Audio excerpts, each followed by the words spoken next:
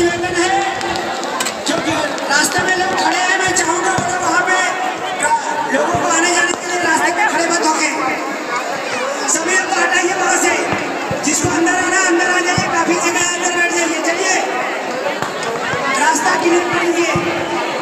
खाली होने के बाद आप अंदर बाहर जाकर के सबको हटाइए वहाँ से।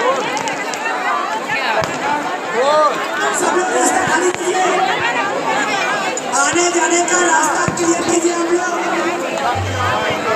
सभी से निवेदन है, या तो आप लोग अंदर आ जाइए, यहाँ जगह पे बैठ जाइए।